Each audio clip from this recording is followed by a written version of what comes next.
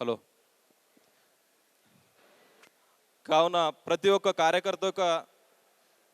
కార్యకర్తలకు తెలియజేయనది ఏమనగా, మనం ఇన్ని రోజులు దాంట్లో ఎలాంటి వివక్షత లేదు. కావున మనకి మాత్రమే పూర్తి నమ్మకం ఉన్నటువంటి విషయాన్ని తీసుకెళ్ళి ఈ కాంగ్రెస్ బీజేపీ యొక్క అవాంఛిత రాజకీయాలను ఎండగడుతూ మన అభ్యర్థిత్వాన్ని బలపరుచుకోవాలని తెలియజేస్తూ ఈ అవకాశం ఇచ్చినటువంటి సభాధ్యక్షులు భూపారెడ్డి సార్ గారికి కృతజ్ఞతలు తెలియజేస్తూ, విశ్వనాథ్ సార్ గారికి కృతజ్ఞతలు తెలియజేస్తూ ముగించుకుంటున్నాను. జై తెలంగాణ, జై బీఆర్ఎస్.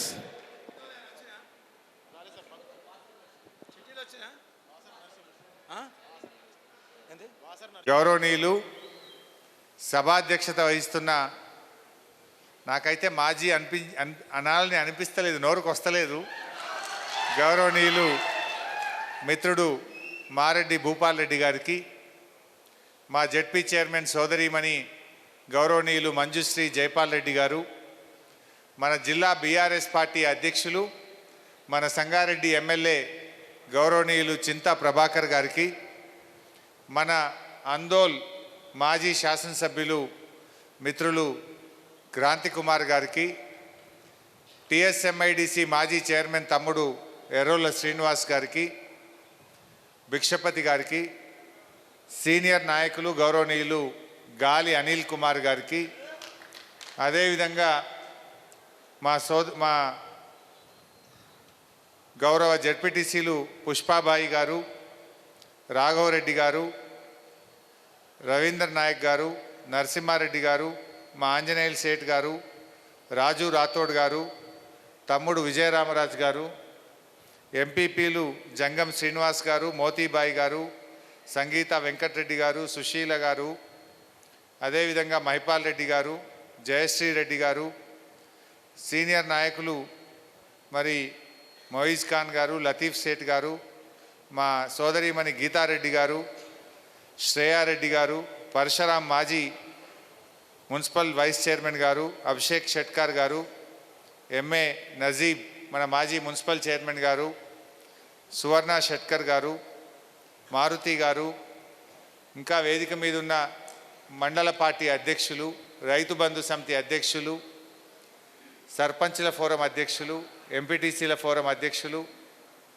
అదేవిధంగా మన పార్టీ సీనియర్ నాయకులు ఆదర్శ్ రెడ్డి గారు ఆర్సీపురం, అదేవిధంగా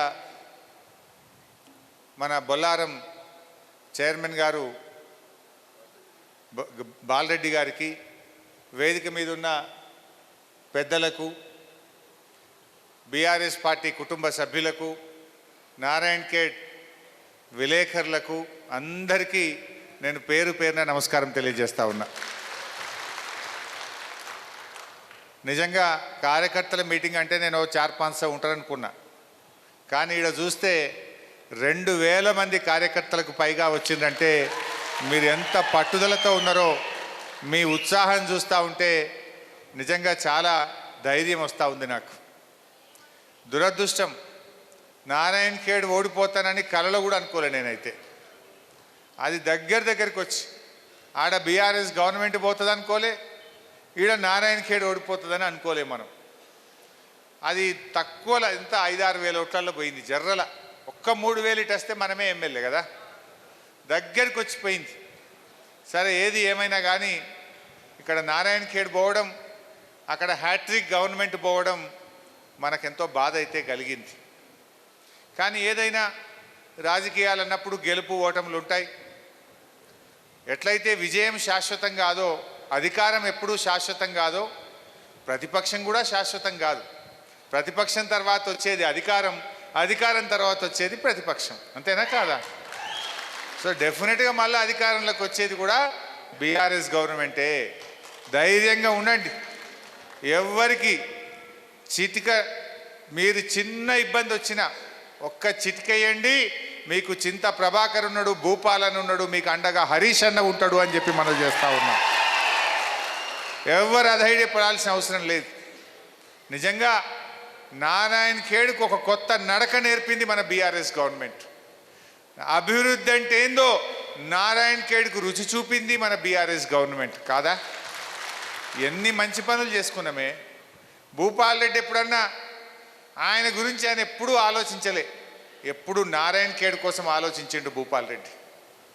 గతంలో ఉన్నోళ్ళేమో వాళ్ళ గురించి ఆలోచించుకున్నారు, వాళ్ళ ఆస్తులు పెంచుకున్నారు.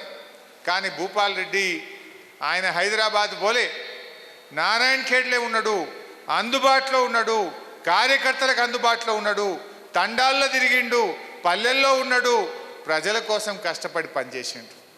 అరే నారాయణ ఖేడ్ అంటే వెనకటది నా మీటింగ్లో కూడా చెప్పిన, బోరంచకు ఎద్దు నీయద్దట,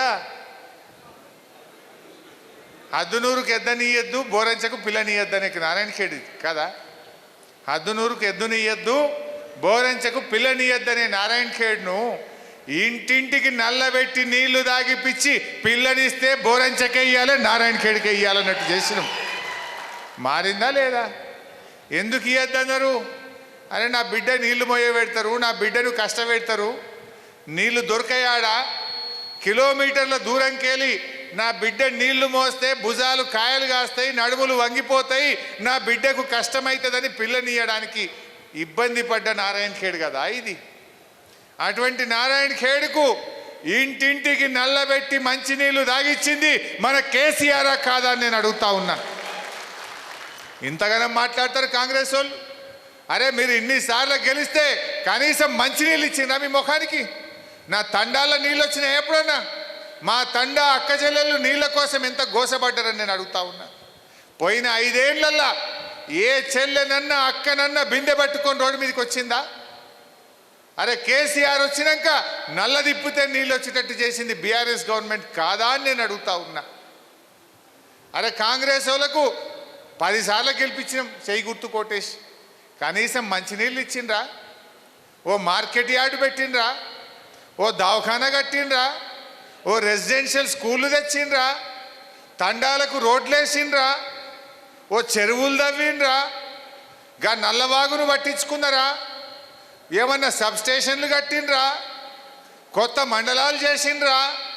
ఇవన్నీ చేసింది బీఆర్ఎస్ గవర్నమెంట్ కాదా అని నేను మిమ్మల్ని అడుగుతా ఉన్నా. అరే నారాయణ ఖేడ్లో 100 పడకల దవాఖానా కట్టి మాతా శిశు సంక్షేమ ఆసుపత్రి కట్టింది మన బీఆర్ఎస్ కాదా అని నేను గుర్తు చేస్తా ఉన్నా మీకు. నేను అదేవిధంగా ఇవాళ తండాలను గ్రామ పంచాయతీలు చేసినాం. ఆనాడు కాంగ్రెస్ వాళ్ళు తండాలు గ్రామ పంచాయతీలు చేస్తామని మోసం చేసిండ్రు, అధికారంలోకి వచ్చి మాట తప్పిండ్రు. కానీ మన కేసీఆర్ ఎన్ని తండాలు 52 అనుకుంటా, నాకు ఇక్కడ ఎన్ని చేసినామే? 52 తండాలా? 56 తండాలు గ్రామ పంచాయతీలు చేసినాం. తండాలు గ్రామ పంచాయతీలు చేసి మనం మాట నిలబెట్టుకున్నామా లేదా? అదేవిధంగా సీసీ రోడ్లు, గల్లీ గల్లీకి తండాలలో సీసీ రోడ్లు లేలే, గ్రామాలలో సీసీ రోడ్లు లేలే. మా భూపాలన్న కొట్లాడుతుండే నా దగ్గరికి వచ్చి, కేసీఆర్ దగ్గరికి వచ్చి కొట్లాడి తండాల్లో గ్రామాల్లో సీసీ రోడ్లు వేయించిండు పెద్ద ఎత్తున. 113 కోట్ల రూపాయలు ఇచ్చినాం తండాలకు బీటీ రోడ్ల కోసం. సబ్స్టేషన్లు, అరే బిస్కెట్ల లెక్క ట్రాన్స్ఫార్మర్లు ఇచ్చినాం. ఎన్ని సబ్స్టేషన్లు అడిగితే అన్ని సబ్స్టేషన్లు పెట్టినాం. వెనకట నారాయణ ఖేడ్ అంటే లో వోల్టేజ్, కడకున్నారు కదా, బార్డర్లు ఉన్నారు, మీ కరెంటు అందరికైనాక వస్తుంది అందరూ. ఇప్పుడు కడక్ వచ్చింది, కడకుండు కాదు కడక్ కరెంట్ వచ్చింది. ఇవాళ కేసీఆర్ వచ్చినాక మున్పటి లెక్క మోటార్లు కాల్తలేవు, ట్రాన్స్ఫార్మర్లు కాల్తలేవు, నాణ్యమైన కరెంటు గల్లీ గల్లీకి, గ్రామ గ్రామానికి, పొలం పొలానికి, ఎకరానికి ఇచ్చింది కేసీఆర్ కాదా అని నేను గుర్తు చేస్తా ఉన్నా. 8 గురుకుల పాఠశాలలు ఆనాడు మా పిల్లలు నారాయణ ఖేడ్కి వచ్చి మా సిద్దిపేటలో చదువుకుందరు పాపం. గత కాంగ్రెస్ గవర్నమెంట్లో పిల్లలు చదువుకోవాలంటే సిద్దిపేటకు వచ్చి చదువుకుందరు, 200 కిలోమీటర్లు వస్తే కానీ ఆడ హాస్టళ్లలో సీట్లు దొరకకపోవు. ఆనాడు నా కాంగ్రెస్ వాళ్ళు ఒక్క గురుకుల పాఠశాల పెట్టలే, ఒక్క హాస్టల్ పెట్టలే. మన భూపాలన్న గెలిచినాక 8 గురుకుల పాఠశాలలు పెట్టింది మన బీఆర్ఎస్ గవర్నమెంట్. ఇది నిజమా కాదా అని నేను గుర్తు చేస్తా ఉన్నా. ఎస్టీల కోసం, ఎస్సీల కోసం, బీసీల కోసం, ముస్లిం మైనార్టీల కోసం 8 గురుకుల పాఠశాలలు పెట్టి నారాయణ ఖేడ్ బిడ్డలు మంచిగా ఇంగ్లీష్ మీడియంలో చదివించింది బీఆర్ఎస్ గవర్నమెంట్ కాదా? ఈ కాంగ్రెస్ వాడు ఉండగా ఒక్క గురుకులం పెట్టిండా? మీరు పెడితే సిద్దిపేటకి వచ్చి ఎందుకు చదువుకున్నారు నారాయణ ఖేడ్ పిల్లలు? ఇవాళ గురుకులాలు పెట్టి మన పిల్లలను ఇంటికాడ చదివించింది మన బీఆర్ఎస్ గవర్నమెంటా కాదా అని నేను గుర్తు చేస్తూ ఉన్నా. కొత్త చెరువుల కోసం శాంక్షన్ చేసినాం, నల్లవాగు ఆధునీకరణ చేసినాం, బ్రహ్మాండమైన రోడ్లు వేసినాం. ఇట్లా ఎన్నో మంచి పనులు చేసుకున్నాం. ఇక ఇంకొకటి పెద్ద పని ఉండే, దానికి కూడా కేసీఆర్ కొబ్బరికాయ కొట్టిండు, మనం మీటింగ్ పెట్టుకున్నాం. ఏంటిది? కాలువ నీళ్లు తెచ్చుకునేది. ఇక అన్నీ అయినాయి నారాయణఖేడ్, రోడ్లు మంచిగా అయినాయి, కరెంటు మంచిగా అయింది, రైతు బంధు వచ్చింది, దవాఖాన్లు వచ్చినాయి, మండలాలు వచ్చినాయి, రెవెన్యూ డివిజన్ వచ్చింది, డిఎస్పి ఆఫీస్ వచ్చింది. ఈ ఒక్క నీళ్ళు వస్తే మా రైతులు బంగారం పండిస్తారని చెప్పి మన కేసీఆర్ మన కోసం బసవేశ్వర లిఫ్ట్ ఇరిగేషన్ శాంక్షన్ చేసింది. ఎన్ని కోట్ల? 1500 బసవేశ్వర 1800 కోట్ల రూపాయలతో బసవేశ్వర లిఫ్ట్ శాంక్షన్ చేసుకున్నాం. పనులు కూడా స్టార్ట్ అయినాయి. మళ్ళీ కాంగ్రెస్ వాళ్ళు వచ్చిండ్రు, ఇప్పుడు బసవేశ్వర బంద్ పెడతారట. ఇది పద్ధతేనా? ఇవాళ నీళ్లు రావాలా వద్దా? నీళ్లు రావాలా వద్దా? మన పొలాలకు కాలువ నీళ్లు రావాలా వద్దా?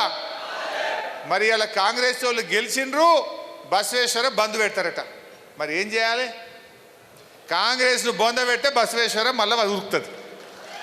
పార్లమెంట్ ఎన్నికల్లో మీరందరూ కూడా గ్రామాన రైతులకు చెప్పాలి, మన కేసీఆర్ కాలువ నీళ్లు తెచ్చినందుకు బసవేశ్వర ప్రాజెక్టు స్టార్ట్ చేస్తే ఈ కాంగ్రెస్ వాళ్ళు వచ్చి బంద్ పెట్టిండ్రు, కాంగ్రెస్ను బొంద పెడితే మళ్ళీ బసవేశ్వర ఉరుకుతుంది. గా ముచ్చట రైతులకు చెప్పాలి. ఎవడన్నా కొత్త గవర్నమెంట్ వస్తే ఇంకిన్ని కొత్త పనులు తెస్తారా? ఉన్నాయి బంద్ పెడతారా? ఇవాళ దాదాపు మేము నారాయణఖేడ్కు ఎస్డిఎఫ్ కింద, టీయూఎఫ్ఐడిసి కింద 30-40 కోట్ల రూపాయలు శాంక్షన్ చేసినాం. ఇప్పుడు అవన్నీ క్యాన్సిల్ చేసి పారేసాను. ఊర్లలకు నారాయణఖేడ్ మున్సిపాలిటీకి 40 కోట్లు శాంక్షన్ చేస్తే అవి రద్దు చేసేసిండ్రు, బసవేశ్వర రద్దు చేసిండ్రు, తడకల్ మండలాన్ని ఆగబట్టిండ్రు. ఇది ఎక్కడి పాలన అని నేను అడుగుతా ఉన్నా. ఎవడో కొత్తగా గెలిస్తే ఏం చేస్తాడే? మనకంటే మంచిగా పనిచేయాలి వాడు. ఇంకా అరే బీఆర్ఎస్ వాళ్ళు బాగా చేసిండ్రు, మేము అంతకంటే బాగా చేస్తాం, మేము మంచి పేరు తెచ్చుకుంటామని ఎవడైనా ప్రయత్నం చేస్తాడు. బీఆర్ఎస్ వాళ్ళు తెచ్చినవి క్యాన్సిల్ చేస్తే మంచి పేరు వస్తుందా, చెడ్డ పేరు వస్తుందా? ఇవాళ వాళ్ళ పరిస్థితికి అట్లా ఉన్నది. ఇవాళ మన బసవేశ్వర రద్దయింది, తడకల్ మండలాన్ని ఆపెట్టిండ్రు, ఇవాళ ఎస్డిఎఫ్ నిధులు అన్నీ కూడా రద్దు చేసిన పరిస్థితి. ఇవాళ అన్నీ కూడా మోసం కాంగ్రెస్. ఇవాళ ప్రజలకు అర్థమైంది. నేను కార్యకర్తల్ని కూడా కోరేది ఒక్కటే, కాంగ్రెస్ నిజస్వరూపం బయటపడ్డది. ఏమన్నారు? 100 రోజుల్లో 6 గ్యారంటీలు అంటే 13 హామీలు అమలు చేస్తాము అన్నారు. అన్నారా లేదా? 13 హామీలు ఎన్నైనా అంత 2-3 కూడా కాలే. బాండ్ పేపర్ రాసి ఇచ్చిర్రు, ఈడ కూడా వంచిరా లేదా? నోటరీలు వంచిర్రు, బాండ్ పేపర్లు తెచ్చి ఊళ్ళలో వంచలే. బాండ్ పేపర్ మీద ఎవడు రాసిస్తాడే?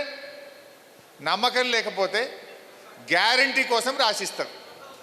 మరి గ్యారంటీ అని బాండ్ పేపర్ మీద రాసిచ్చి ఇప్పుడు 100 రోజులు నిండింది, ఇప్పుడు అమలు చేయకపోతే మనం ఏం చేయాలి? పోలీస్ స్టేషన్లో వీళ్ళ మీద చీటింగ్ కేసు పెట్టాలి కాంగ్రెస్ పార్టీ మీద. మరి బాండ్ పేపర్లు ఉన్నాయి కదా మన దగ్గర, ఎలక్షన్లప్పుడు పంచిన బాండ్ పేపర్ లేవా? బాండ్ పేపర్ మీద రాసిచ్చింది కాంగ్రెస్ పార్టీ. 100 రోజుల్లో 6 గ్యారంటీలు 13 హామీలు అమలు చేస్తామని మా ఇంటింటికి వచ్చి నమ్మిచ్చి నోటరీ ఇచ్చి బాండ్ పేపర్ ఇచ్చి ఇవాళ అమలు చేయని కాంగ్రెస్ పార్టీ మీద చీటింగ్ కేసు పెట్టాలని చెప్పి నేను మీ అందరినీ కూడా కోరుతా ఉన్నా. చెప్పలే వాళ్ళు? ఇప్పుడు ఎన్ని రోజులకు నిండుతుంది? ఇప్పుడు 3 నెలలు నిండింది, 90 రోజులు అయిపోయింది. 90 రోజులు నిండింది, ఇక 10 రోజులు. మార్చి 17వ తారీఖు వస్తే 100 రోజులు నిండుతుంది. మార్చి 17 తర్వాత ఏ ముఖం పెట్టుకొని కాంగ్రెస్ వాడు ఊళ్ళలో తిరగాలి నాకు అర్థం కాదు. 100 రోజుల్లో చేస్తామని చెప్పి బాండ్ పేపర్లు వంచి రేపు ఏ ముఖం పెట్టుకొని కాంగ్రెస్ పార్టీ ఊర్లలో తిరగాలి? నేను అడుగుతా ఉన్నా మిమ్మల్ని. చర్చ పెట్టండి, రచ్చబండ కాడ చర్చ పెట్టండి, గ్రామాల్లో ప్రజలకు అర్థమయ్యేటట్టు చెప్పండి. ఇప్పుడు రేపు ఏమంటాడు? మన ఊళ్ళో తెలుసో తెలియకో ఎవరైనా కాంగ్రెస్ పార్టీకి ఓటేసింది అనుకో, ఏమంటాడు కాంగ్రెస్ వాళ్ళు? రేవంత్ రెడ్డి ఏమంటాడు? నేను డిసెంబర్ 9వ తారీఖు నాడు 2 లక్షల రుణమాఫీ చేస్తా అని చెప్పినా, నేను మోసం చేసినా, రుణమాఫీ ఎగబెట్టినా అయినా కాంగ్రెస్ పార్టీకి ఓటేసిండ్రు అని అంటారా? అన్నాడా? అన్నాడా రేవంత్ రెడ్డి? ఇక ఎగబెట్టడా నేను ఎగబెట్టినా నాకు ఓటేసిండ్రు అన్నాడా రేపు? 2 లక్షల రుణమాఫీ ఎగబెట్టినా నాకు ఓటేసిండ్రు. నేను ముసలోళ్లకు 4,000 పింఛన్ ఇస్తా అని మోసం చేసినా నాకు ఓటేసిండ్రు. నేను ఆడోళ్లకు 2,500 రూపాయలు ఇచ్చి మహాలక్ష్మిలు చేస్తా అని నేను మోసం చేసినా నాకు ఓటేసిండ్రు. నేను బోనస్ వడ్లకు 500 బోనస్ ఇస్తా అని ఎగబెట్టినా నాకు ఓటేసిండ్రు. నిరుద్యోగ యువతకు 4,000 ఇస్తా అని చెప్పి ఓట్లు వేయించుకొని పంగనామాలు పెట్టినా నాకు ఓటేసిండ్రు. ఆడోళ్లకు పెళ్లిళ్లకు 1,00,000 రూపాయలు ఎంబడ తులం బంగారం ఇస్తా అని మోసం చేసినా నాకు ఓటేసిండ్రు అని అంటాడా అనడా? సన్న బియ్యం 15 కిలోలు ఇస్తా అని చెప్పి ఇవ్వకుండా ఎగబెట్టినా నాకు ఓటేసిండ్రు అనడా రేపు? మరి ఇప్పుడు ఏమంటుండ్రు రేవంత్ రెడ్డి? నా 100 రోజుల పాలనకు ఈ ఎలక్షన్ రెఫరెండం అట. మరి ఏమంటాడు? 100 రోజుల్లో నేను మంచిగా చేసిన అని జనం నాకు ఓట్లేసిండ్రని అంటాడా అనడా? రేపు మనకు అడిగే హక్కు ఉంటుందా?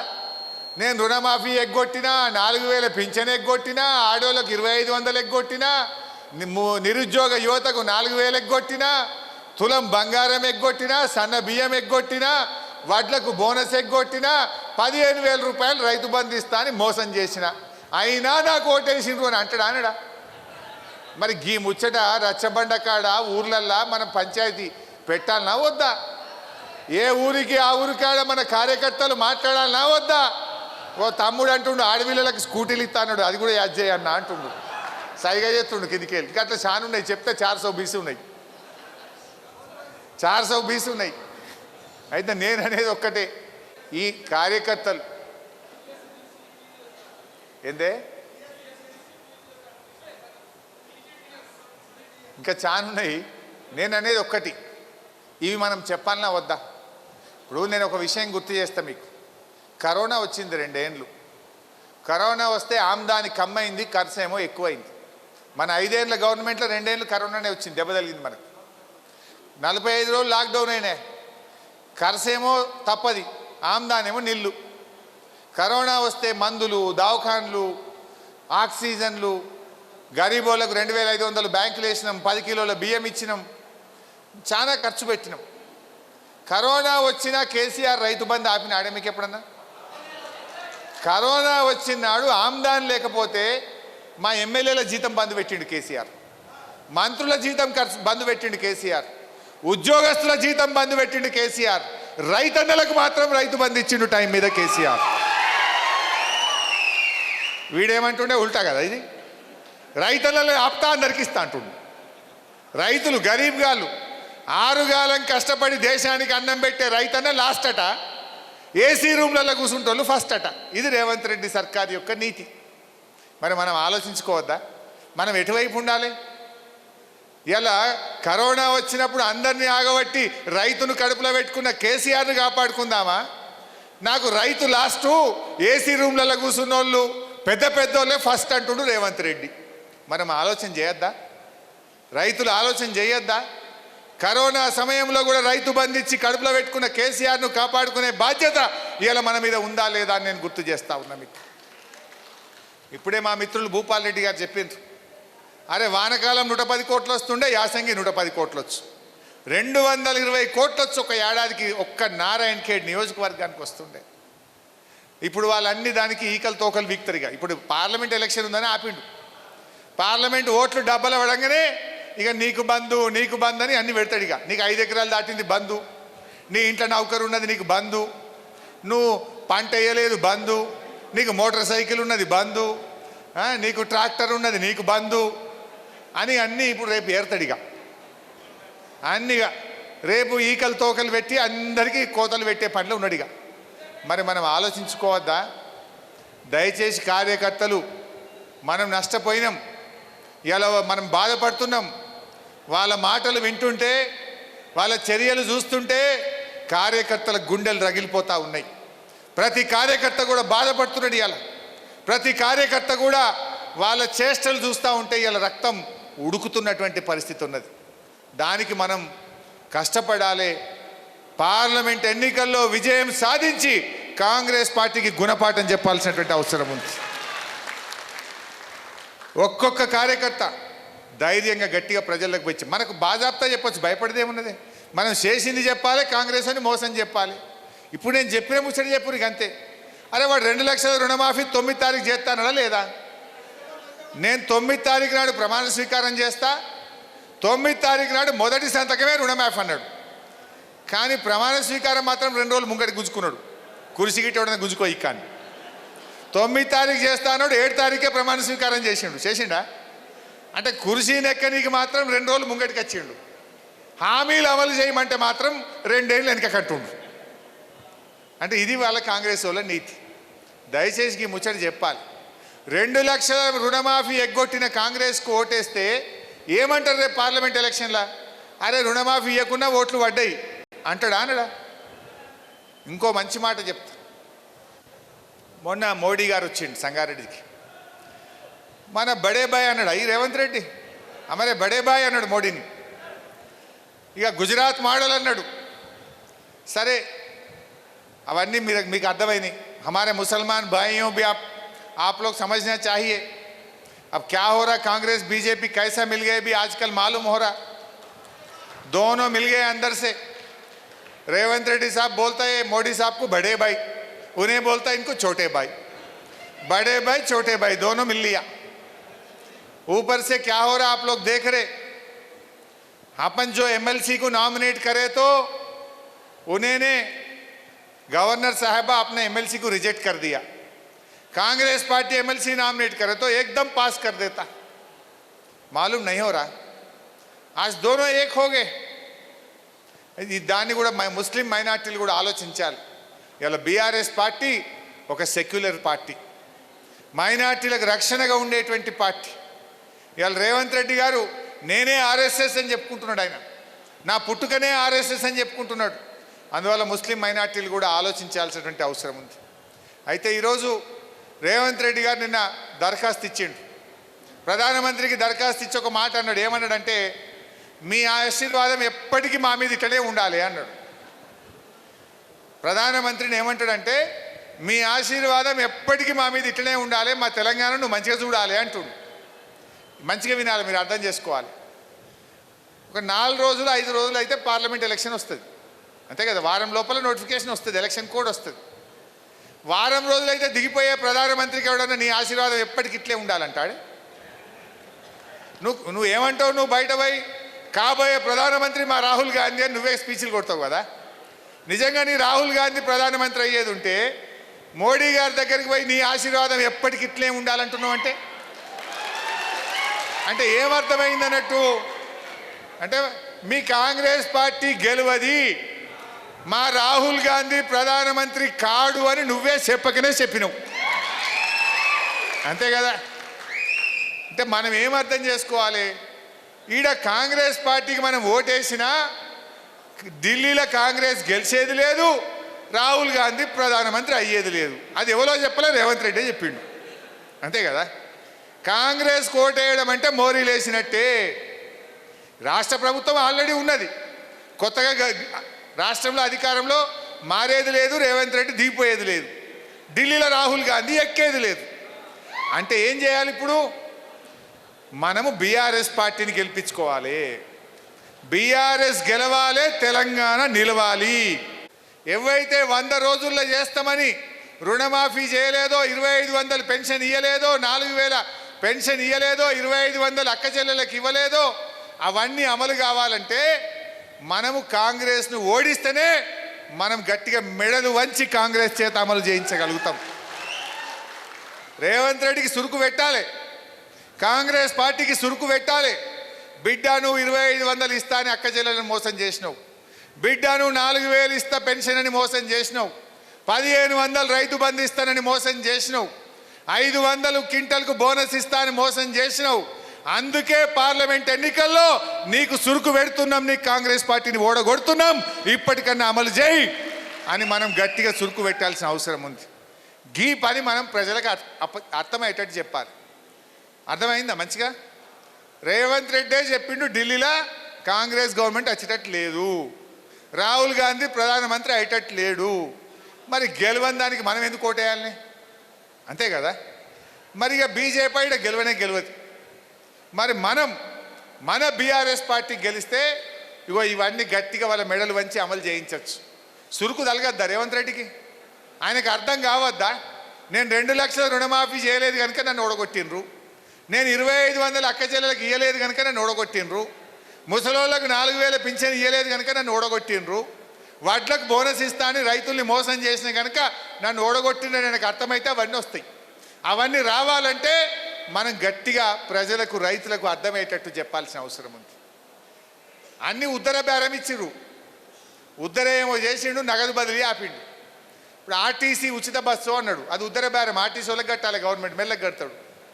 కరెంటు ఫ్రీ అన్నాడు, అది చారణ మందికి ఇచ్చిండు, బారణ మందికి ఇంకా ఇయ్యనే లేదు, అది కూడా ఉద్దర బేరం, కరెంటు వాళ్ళకి ఇంకా సిరి కట్టాలి. నగదు బేరం ఏంది? సీదా ముసళ్ళకి ఇచ్చే 4000 నగదు, అది ఆపిండు. 2500 సీదా అక్క చెల్లెల అకౌంట్లో వేయాలి నగదు, అది ఆపిండు. ఉద్దర బేరం నడిపించిండు, నగదంతా ఆపిండు. 2 లక్షల రుణమాఫీ, సీదా రైతుల అకౌంట్లో డబ్బులు వేయాలి, అది నగదు బేరం, అది ఆపిండు. అంటే ఇదంతా మోసం జరుగుతూ ఉన్నది. అందువల్ల ప్రజలను మనం ఎడ్యుకేట్ చేయాలి. ఇంకోటి, మనం బీఆర్ఎస్ పార్టీ అంటేనే తెలంగాణ ప్రజల కోసం పుట్టిన పార్టీ. మనం తెలంగాణ ప్రజల కోసం ఆనాడు ఏదో గవర్నమెంట్ వస్తుందని కాదు, మనం కొట్లాడినాం, జైళ్ళలో పడ్డాం, దెబ్బలు తిన్నాం, తెలంగాణ కోసం పోరాడి ఢిల్లీని కదిలించి తెలంగాణ తెచ్చిన వాళ్ళం మనం. ఈ రేవంత్ రెడ్డి అని నన్ను జై తెలంగాణ అన్నాడే? ఆనాడు ఉద్యమంలో జై తెలంగాణ అనలే, కనీసం ముఖ్యమంత్రి అయినాక కూడా ఇప్పటిదాకా ఒక్కనాడు జై తెలంగాణ అన్నాడు. ఆయనకు తెలంగాణ మీద ఏం ప్రేమ ఉంటుంది? తెలంగాణ అమరవీరుల స్తూపం దగ్గర కనీసం 2 పువ్వులు కూడా పెట్టలే ఈ మనిషి. ఒకనాడు అమరులకు శ్రద్ధాంజలి కూడా ఘటించిన వ్యక్తి. ఆయనకు మన మీద ప్రేమ ఉంటుంది. అందువల్ల మనం జాగ్రత్తగా పనిచేసుకోవాల్సిన అవసరం ఉంది. మీరు కార్యకర్తలు రేపు స్థానిక సంస్థల ఎన్నికల్లో కూడా సర్పంచ్, ఎంపీటీసీ, కౌన్సిలర్ వచ్చినప్పుడు కూడా నేను వస్తా, మీకోసం భూపాలన్నా మేమందరం కూడా పనిచేస్తాం, తప్పకుండా మీ అందరిని నిలబడి గెలిపించుకుంటాం. ధైర్యంగా ఉండండి. అది ఇంకా 6 నెలలకు అవుతుంది, అప్పటి వరకు పొల్లు అవుతుంది కాంగ్రెస్. ఇప్పుడిప్పుడే చిన్నగా అర్థమవుతుంది పబ్లిక్, అరే మోసం అయిపోయా, వీడు 9 తారీఖు 2 లక్షలనే ఉత్తదే చేసే, బోనస్ ఉత్తదే చేసే, పింఛన్ ఉత్తదే చేసే జనంకి అర్థమైతలేదు. ఇంకా 4 రోజులైతే ఇంకా మంచిగా మనసున పడుతుంది. నాకు తెలిసి అప్పుడైతే మీరు అల్కకి వెళ్తారు, జడ్పీటీసీలు, ఎంపీటీసీలు కళ్ళు మూసుకొని వెళ్తారు మీరు, ఏం బాధ లేదు. నేను మీ అందరితో కోరేది, ఎంపీ ఎన్నికలు మనకు చాలా ముఖ్యం. దయచేసి గ్రామాల్లో కూసున్న కాడ చర్చ పెట్టురు, దావత్కు పోయినా, పెళ్లికి పోయినా, ఏడ 4 జమైనా కూడా ఇవన్నీ ముచ్చట్లు చెప్పాలి.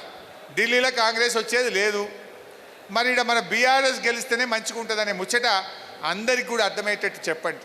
కాంగ్రెస్ మోసాలను ఎండగట్టండి. సంఘటితమై కార్యకర్తలు అందరూ కూడా ఒక్కతాటి మీదకి వచ్చి రేపు నారాయణ ఖేడ్లో మొన్న 6000 మైనస్, రేపు ఎంపీ ఎన్నికల్లో 6000 ప్లస్ ఇచ్చి చూపించాలని చెప్పి నేను మీ అందరినీ కూడా కోరుతా ఉన్నా. ఇస్తారే 6000 ప్లస్? ఇస్తారా లేదా? ఏమన్నా కొద్దిగా ఫరక్ కాలేదా మొన్నటికి ఇప్పటికీ? జనం ఆలోచనలో కొద్దిగా మార్పు రాలేదా? కాంగ్రెస్ నిజస్వరూపం అర్థం కాలేదా? సో నాకు మీ మీద నమ్మకం ఉన్నది. రేపు ఎంపీ ఎన్నికల్లో నారాయణ ఖేడ్లో 6000కు పైచీలకు మెజార్టీ మీరు ఖచ్చితంగా అందించే విధంగా కృషి చేయాలని చెప్పి కోరుకుంటూ, ఇక బీజేపీ గురించి కూడా చర్చ పెడుతుంది అక్కడక్కడ. మనం 2 సార్లు ఎంపీ చేసినాం బీబీ పాటిల్ని, ఏమైనా కమ్మి చేసినా ఆమె మోసం చేసి బీజేపీలో చేరిండు. ఆయనకు కూడా గుణపాఠం చెప్పాలి. తల్లి లాంటి బీఆర్ఎస్ పార్టీ జన్మనిచ్చింది నీకు, రాజకీయ జన్మనిచ్చి నిన్ను 2 సార్లు ఎంపీ చేస్తే ఇవాళ బీఆర్ఎస్ పార్టీకి నువ్వు మోసం చేసినావు బిడ్డ అని చెప్పి ఆయనకు తగిన గుణపాఠం చెప్పేటట్టుగా, బీజేపీకి గుణపాఠం చెప్పేటట్టుగా కూడా మీరందరూ కూడా గట్టిగా కార్యకర్తలు కృషి చేయాలి. ఇంకోసారి ఎవరైనా పార్టీ మారాలంటే వాళ్ళకు బుద్ధి వచ్చేటట్టుగా గట్టిగా మన కార్యకర్తలు కూడా కృషి చేయాలని చెప్పి కోరుకుంటూ, జై తెలంగాణ, జై తెలంగాణ, కారు గుర్తుకే జై Telangana. Hi, this is Swati Dikshit. Please subscribe to SKS Fly TV.